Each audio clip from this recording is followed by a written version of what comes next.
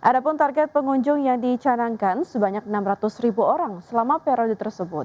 Angka ini mengalami peningkatan sebesar 10% dibandingkan periode libur lebaran tahun lalu.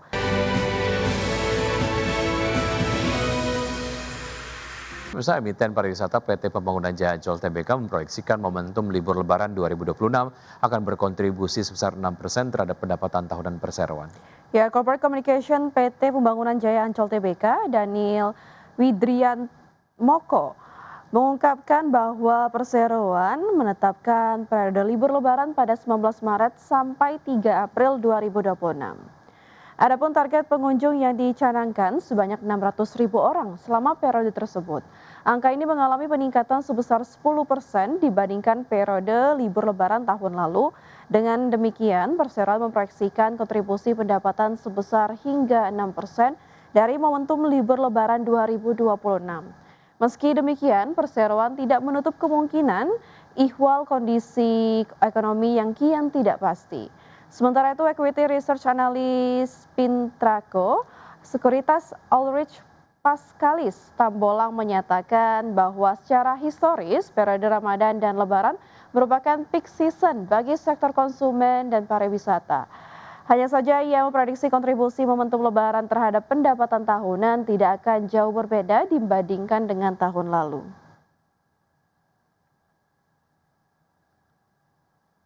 Ya, memanasnya konflik di Timur Tengah memaksa Bank Sentral Global meninjau ulang arah kebijakan moneter. Selain menyebut situasi ini dapat menjadi ujian baru bagi ketahanan ekonomi global, Dana Moneter Internasional atau IMF mengingatkan para pembuat kebijakan untuk bersiap menghadapi kemungkinan terburuk. Memanasnya konflik di Timur Tengah memaksa bank sentral di berbagai negara meninjau ulang arah kebijakan moneternya. Lonjakan harga energi akibat konflik tersebut menciptakan tekanan baru, yakni menjaga pertumbuhan ekonomi sekaligus menahan inflasi yang berpotensi melonjak. Direktur Pelaksana Dana Moneter Internasional Kristalina Georgieva mengingatkan situasi ini dapat menjadi ujian baru bagi ketahanan ekonomi global. Ia mengatakan para pembuat kebijakan harus memikirkan kemungkinan terburuk dan bersiap menghadapinya. IMF memperkirakan kenaikan harga minyak sebesar 10% dan bertahan sepanjang tahun dapat mendorong inflasi global naik sekitar 0,4 poin persentase. Lonjakan harga minyak yang telah menembus lebih dari 110 USD per barel memicu kekhawatiran akan gangguan pasokan energi global. Dampaknya langsung terasa di pasar keuangan Asia pada awal pekan ini dengan bursa saham melemah dan dolar Amerika Serikat menguat karena investor mencari aset aman. Bagi banyak bank sentral terutama di negara berkembang Asia, situasi ini menciptakan dilema kebijakan. Rencana penurunan suku bunga untuk mendorong pertumbuhan kini menjadi berisiko karena kenaikan harga energi dapat mendorong inflasi sekaligus memicu arus keluar modal. Berbagi sumber, IDX Channel. Harga minyak melambung sekitar 7% pada perdagangan di hari Senin dan berakhir di level tertinggi sejak 2022 di tengah meningkatnya kekhawatiran gangguan pasokan akibat perang yang melibatkan Amerika Serikat, Israel, dan Iran. Lonjakan harga sempat mencapai hampir 30% dalam satu sesi perdagangan setelah Arab Saudi dan sejumlah anggota OPEC memangkas produksi selama konflik yang terus meluas. Harga melonjak lebih dari 20% pada awal perdagangan di mana harga Brent sempat melonjak hingga 119,5 dolar per barrel dan WTI mencapai 119,48 dolar per barrel menjadi harga intraday tertinggi sejak Juni 2022. Usai kenaikan harga minyak turun dari posisi tertinggi intraday karena Amerika dan negara-negara G7 lainnya mempertimbangkan untuk memanfaatkan cadangan minyak strategis untuk membatasi tekanan inflasi dari lompatan harga energi. Pada akhir perdagangan minyak mentah berjangka Brent ditutup melonjak sekitar 6,8% ke level 98,96 dolar Amerika, sedangkan minyak berjangka West Texas Intermediate naik 4,3% ke posisi 94,77 dolar per barrel. Kedua harga settlement tersebut merupakan yang tertinggi sejak Agustus 2022.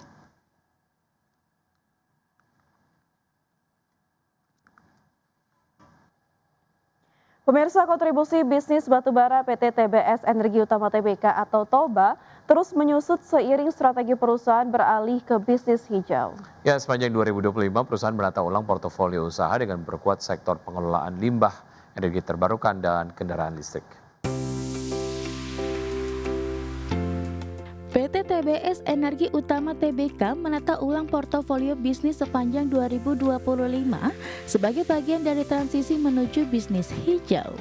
Salah satunya dengan menuntaskan akuisisi Bemsker Environment yang kini beroperasi dengan nama Cora Environment di Singapura. Langkah ini memperkuat posisi perusahaan dalam bisnis pengelolaan limbah dan menjadi salah satu pilar pertumbuhan baru. Dalam laporan terbaru, Toba membukukan EBITDA disesuaikan posisi sebesar 47,2 juta dolar Amerika Serikat dengan saldo kas mencapai 102,3 juta dolar Amerika Serikat atau naik 15% dari tahun sebelumnya. Pendapatan terbesar masih datang dari segmen batubara sebesar 194,6 juta dolar Amerika Serikat, diikuti segmen pengelola limbah sebesar 155,4 juta dolar Amerika Serikat. Secara proporsi, kontribusi bisnis pertambangan dan perdagangan batubara turun dari 81% menjadi 51%. Direktur Toba Juli Oktarina menyebut penurunan ini mencerminkan strategi perusahaan untuk mengurangi exposure batubara dan mempercepat pengembangan bisnis berkelanjutan. Kedepan Toba akan memperkuat bisnis pengelolaan limbah, energi terbarukan, serta ekosistem motor listrik elektrum melalui skema Rent to Own. Berbagai sumber, IDEX Channel. PT Excel Smart Telecom Sejahtera Tbk mengoptimalkan layanan di Indonesia bagian timur melalui proyek Palaparing Timur yang menjangkau 35 kabupaten kota. Ya, Perseroan menyebut proyek Palapa Timur memungkinkan Perseroan memperluas jaringan, meningkatkan kualitas layanan, dan memperluas basis pelanggan. PT XL Smart Telecom Sejahtera Tbk mengoptimalkan layanan di Indonesia bagian timur melalui proyek Palaparing Timur. Palaparing Timur menjangkau 35 kabupaten kota yang tersebar di wilayah Nusa Tenggara Timur, Maluku, Papua, dan Papua Barat. Proyek ini memiliki panjang kabel serap optik sekitar 8.454 km dengan nilai proyek mencapai 5,1 triliun rupiah. Kebutuhan layanan kapasitas bandwidth di wilayah timur diketahui cukup tinggi, khususnya pada jalur Kupang ke Waingapu hingga ke Bali dan Nusa Tenggara Timur. Dengan terpenuhinya kebutuhan kapasitas backbone, layanan Perseroan menjadi lebih optimal tanpa kendala congestion. Dari sisi availability dan sustainability, layanan Palaparing Timur disebut Perseroan sangat baik. Dukungan ini memungkinkan perusahaan memperluas jaringan, meningkatkan kualitas layanan, dan memperluas basis pelanggan. Seiring dengan meningkatnya kunjungan wisatawan, kebutuhan akan kapasitas dan kualitas sinyal telekomunikasi di wilayah timur Indonesia juga terjadi peningkatan. Jalur konektivitas yang menghubungkan Kupang dengan Waingapu hingga ke wilayah Bali dan kawasan NTT menjadi salah satu lintasan strategis dengan pertumbuhan trafik data yang cukup tinggi.